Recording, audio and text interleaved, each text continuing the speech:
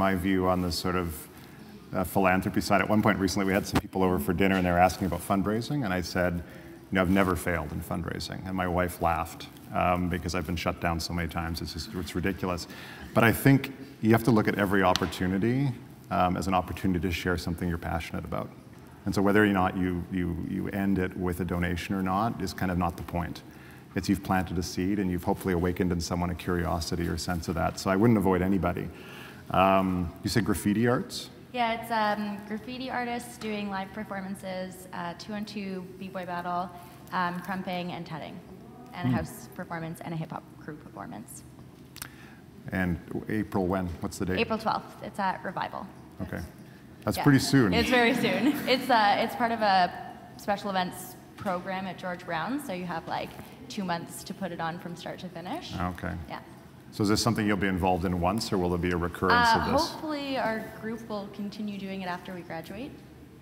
So what I would suggest is you use this one as a cultivation rather than, like, you're probably not going to close donations. I couldn't close a donation that fast for us, and we've been around for 50 years. Rather, it would be worth looking at, you know, who might get involved.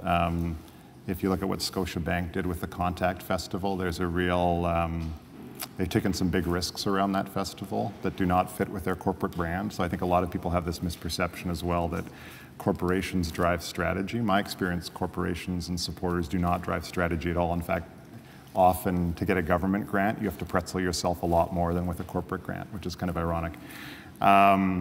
So the banks would be a good avenue, but yeah, I would basically just sort of scan the horizon and say, well, who do you want next year to support you, and get them out this year so they can see it. Because it'll be very hard. Is this the first year this has been put on as well? Yeah, this event in particular. So it'll also be hard to get a grant for something in its first year of operation. So really use this as an opportunity to bring some thinkers in to see it. Great, thank you.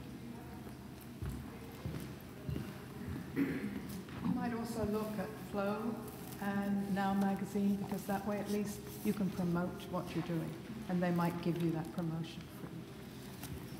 Michael has his hand up over there.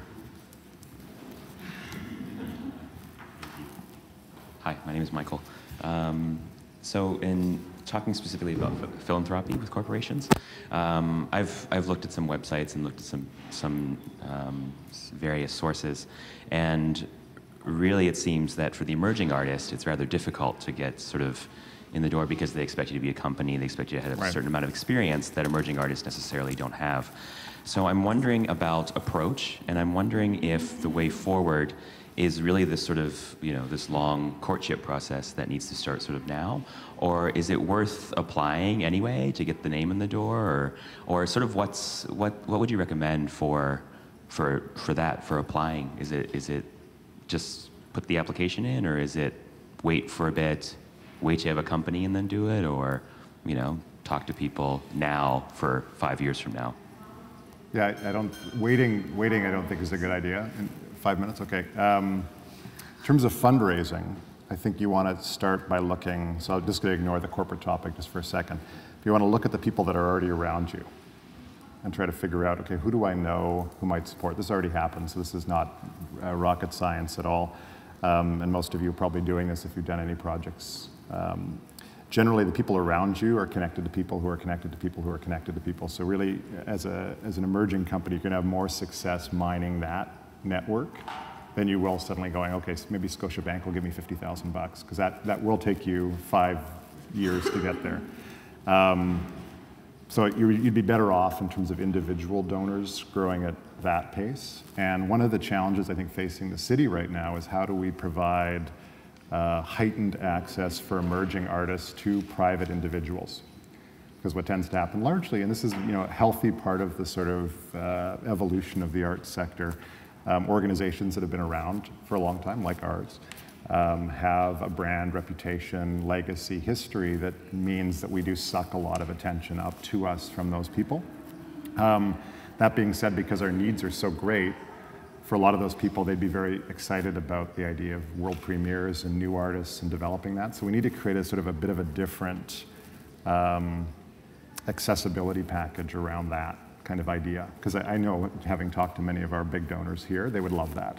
And they probably would be much more interested in that than they would be in supporting our utilities costs. I hope that none of them are watching the live stream. On the corporation side, though, I think it really comes back to that figuring out, and you can find this out on the website, who's the person who drives the thing. Because one of the other differences on the corporate as compared to government is corporate have no staff. Like whereas the Toronto Arts Council has staffs and grants officers, what you're going to find in the corporate sectors are giving out an equivalent amount of money with 2 or 3 people instead of like 30 people. So figuring out who those people are and making a personal connection to them is absolutely essential. Also figuring out with that network of support that you have around you already, is somebody connected to a company? I heard just recently about a sponsorship at one of the dance schools. I won't name names so as not to betray confidences, but this school was talking to parents and discovered that 2 of the parents worked at, I can't remember if it was TD or Scotia, it was one of the big banks. And as a result, that bank ended up supporting that institution where the philanthropic priorities were not particularly aligned, but it was, again, knowing people in the right positions that could meaningfully influence the decision making.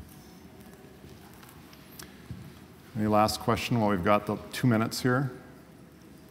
On that topic, do you have to register yourself as a charity in order to get money? Sorry. Like you could not register yourself and ask for money. You'd sort of have to register yourself and ask for money. Yeah, I think that's a really tough one. And I don't envy people making that decision because there's a lot about charitable registration that doesn't work, particularly for arts organizations. So I've seen 2 models that work well in terms of charitable registry. There is the low maintenance model where you find a couple of board members who are friends to sit on your board so that you have the charitable registration status. The positive for that is you have the status and can get donations. The downside is generally those friends can't really be that helpful to you in any way outside of providing that access or that status. The other model is thinking more about who could you bring to the board that could help you gain access to resources. And I think we fall in the bad habit as arts organizations in building boards of our artist friends. And our artist friends are our artist friends. So if we have a project coming up and we want to go out for drinks with some of our colleagues and talk about this idea we have and bounce ideas off, we already have access to that support base. Having a group around you of people who have access to some resources, whatever that might mean, is probably more important. Because generally when I find a lot of smaller organizations in Toronto that are in mid-sector, mid-life cycle, and you ask them who's on your board, it's a bunch of their friends who are artists, and then you say, well, are they providing you with meaningful artistic advice that's shaping what you do as an artist? They say no. They say, are they providing access to resources in some way? No. And you'll find most artists will just complain about this because they have to do minutes and they have to, it's just such a pain in the butt to manage it. So I think thinking through that piece is important. There are private sector people who will make donations without charitable status. Corporations, it's very difficult to get a corporation to make a donation without a charitable status just because that's one way that they narrow the application pool is to say you have to be charitably registered. But there are private individuals that will do it, that will provide donations without, not of huge amounts, but significant.